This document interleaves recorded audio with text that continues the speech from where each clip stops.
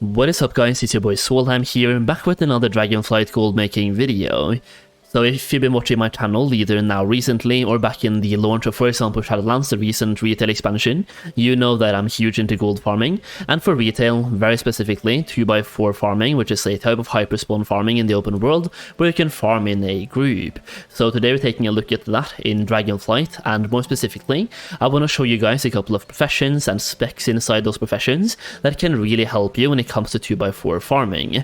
So 2x4 farming in Dragonflight will be somewhat similar to, for example, Shadowlands, but on top of farming for example, skinning and cloth like we did back then, and possibly BOE epics as well, we're also going to be farming for elementals. So basically awakened air, awakened fire, and the different elementals of Dragonflight. And based on that, I want to give you a couple of specs that are probably not that relevant to those, but specifically for example, tailoring is a spec that you will want to have, like really want to have this time around as well. So everybody knows that by now, tailoring, you will have a different type of thing called the Dragon Isles Cloth Scavenging. This has been a thing in every retail expansion since I think Wrath came out, where you're able to gather even more cloth from humanoids. So right here we go, you are particularly skilled at scavenging cloth from humanoids, which means that just by having Dragon Isles tailoring, you will get additional cloth from humanoids while farming. So if you're doing a humanoid based farm, you'll be able to get cloth from those humanoids. Now going into tailoring, you will get additional bonuses as well that I want to show you guys today. So let's talk about tailoring first. Tailoring, if you go into tailoring mastery right here, which is definitely the spec that I would advise everyone to go into, you will see the first one doesn't really give you anything noteworthy. You get +1 skill per point spent, and you get +4 skill when picking the specialization. You get +3 skill at this one. So every single point here will require 1 Dragon Isles tailoring knowledge, but when you have 10, you'll be able to pick a subspec, and when you pick your first subspec, I would recommend going into this one. This one right here is called Cloth Collection. Learn to collect cloth more effectively, increasing the amount of cloth found from humanoids in the Dragon Isles by 1% per point spent in a specialization, and you will see it has 50 ranks. So by spending all your points, you will get 50% more cloth in the Dragon Isles just by having this one specialization. So more than ever is tailoring really worth having if you're farming for those 2x4 farms, especially when you're doing a cloth based farm. You will also see right here, learn to sometimes collect particularly damaged forms of wilder cloth for use in unraveling. This one really important. And also the amount of cloth found from humanoids in the Dragon Isles is increased by 10%, an additional 10% here as well, 10%, 10%, 20% here, 10% once again, 10% again, 10% again, 10% again, and at the end learn to rarely collect wilder cloth bolts of humanoids in the Dragon Isles.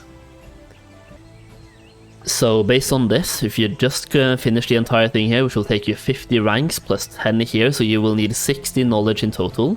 By getting 60 knowledge, spending them all right here, you will get 150% additional cloth from tailoring, and once again you will learn to find the damaged forms of wilder cloth that you can use in unraveling to get even more good stuff as well, and learn to rarely collect wilder cloth bolts of humanoids in the Dragon Isles, and some of these bolts can be sold. Now during the unraveling process, you can also get some noteworthy stuff as well. So for example, this one right here, you will see spearing sewing. Actually, that is not the one if you go to textiles. So for tailoring mastery, you just need 60 points in total. Go for this one for 10 points to unlock this one. Finish off cloth collection, go over to textiles, and right here you will once again have to spend 10 points right here just to get some skill points, and also unlocking the subspec right here. So unlocking the subspec, actually just need 5 points unlocking the subspec, and upon unlocking this you will get spinning. Become an expert at unraveling cloth and spinning various threads, gaining +1 skill per point in a specialization, and upon learning this one you will learn to occasionally extract rousing elements from certain types of wilder cloth during the unraveling process. You will also learn how to resource, so you will save stuff as well while unraveling cloth and save spinning that one. So it is definitely worth going all the way around here as well, but at the start you will occasionally extract some rousing elements, and at the finish line you will learn to guarantee a rousing element from certain types of wilder cloth during the unraveling process. process. So if we just go to right here, you will have unraveling, so you can select different stuff to unravel 5 cloth from the Dragon Isles to spin it into a thread. So you have tattered wilder cloth, you have decayed wilder cloth, singed wilder cloth, frostbitten, and also regular wilder cloth. You also have something called a damaged wilder cloth as well. So these ones are the ones that you will be finding, and also you can unravel to get some stuff back for it. And from the decayed one, you will probably get the awakened decay. From the singed one, I actually don't know which one you get. From the frostbitten one, you will get the awakened frost, and yeah, so you can get different elements from actually farming for cloth in the open world, and there's so many cloth farms available in the Dragon Isles. So basically, if you want to do 2x4 farming in Dragonflight, definitely do get tailoring. It is more worth it now than it's ever been before. And go into tailoring mastery, get cloth collection as soon as possible. And after you have that one, you can go to textiles. And you can see right here the actual importance of having specializations as well. So instead of just spending all your time farming, make sure you do your dailies and your weeklies to get as many tailoring knowledge points as possible as soon as possible. It is worth noting that you also get 1 talent point for every single time you craft something new. So if I just unfilter here, you can craft everything here once, and when you craft it once, you get some of the Artisan's Metal, that's the name, right? Artisan's Metal. And you also get a skill point that you can spend in the specialization. So for example here, we will get Dragon Isles tailoring knowledge points to spend in the specialization. So while skilling up tailoring, make sure to craft as much as possible and as many different things as possible. Crafting things for the first time, you get a point that you can spend. So try to craft everything once and get 60 points as soon as possible.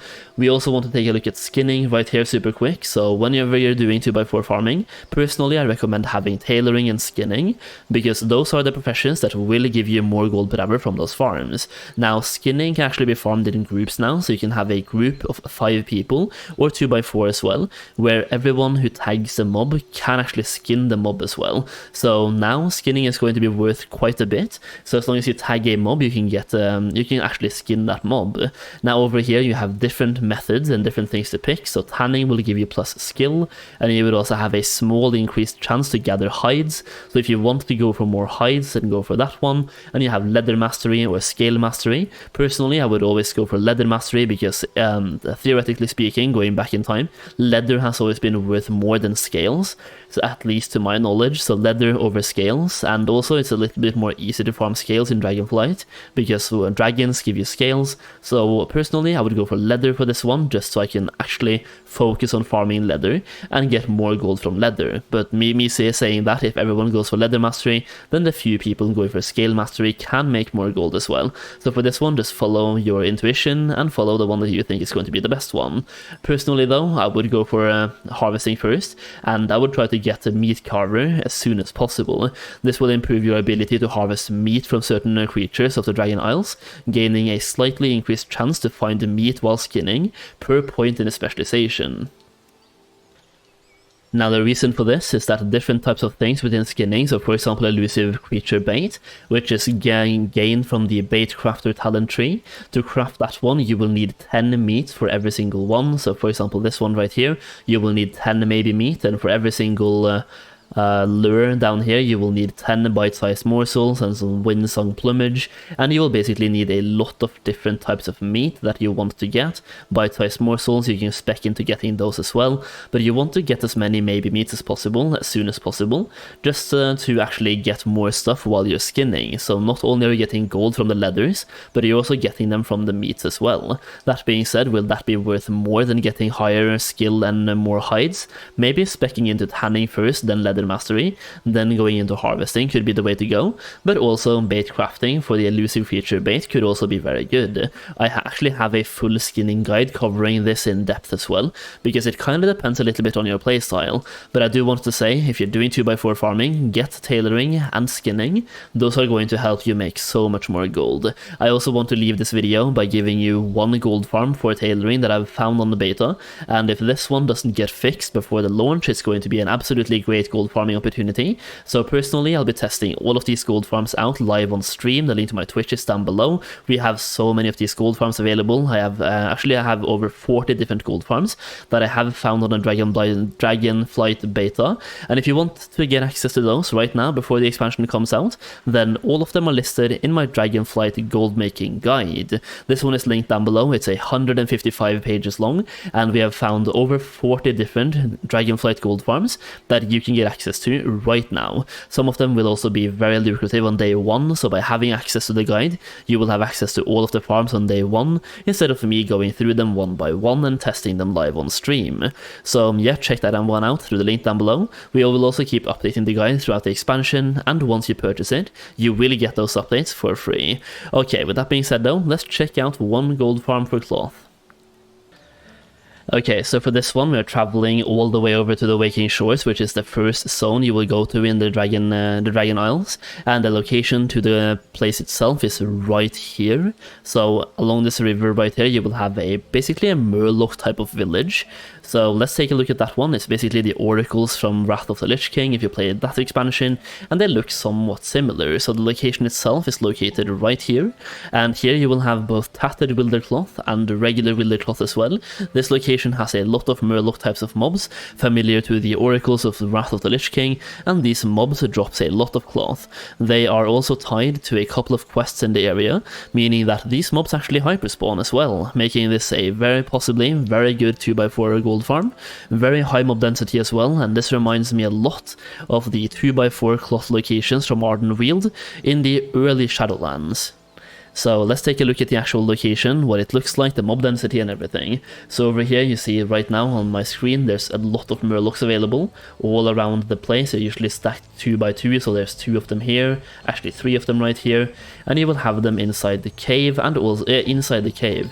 So in a farm, in a 2x4 farm, you would probably have a monk statue at the entrance of the cave right here, and you would have 2 druids on the outside pulling these mobs and 2 druids on the inside pulling the inside of the cave as well. Inside the cave you have a named mob as well with a little bit more health than the other ones, but all of them are tied to a quest, so they should be hyper spawning. And you have a bunch of mobs inside the cave, so pulling the mobs inside the cave right here and go all the way into this mob right here, pull all of them, then go back out and do the same thing on repeat on the outside as well. This one right here, if it isn't nerfed, it could actually be a very good gold farming opportunity in the expansion itself, and that is why I wanted to give it to you early, because I don't see any reasons why they would nerf this one. So yeah, if it is actually working on the live expansion, I'm going to be testing it out myself once I get to level 70, but also if you guys are testing it out, let me know in the comment section down below how much gold per hour you're making if you're watching this video in the expansion itself. Either way, that is basically it for today, just a little bit of a pre-Dragonflight video, a bit of a preparation video if you can call it that one, just to talk about the professions and 2x4 farming and give you guys a heads up. Grab tailoring as soon as possible, do the daily quest, the weekly quest, craft one of each item, get those knowledge points. Either way, that is the video. Hope you enjoyed it, leave a like if you did, subscribe for more Dragonflight gold making content, and yeah, that's basically it guys. Thank you so much for watching, and I'll see you again very soon.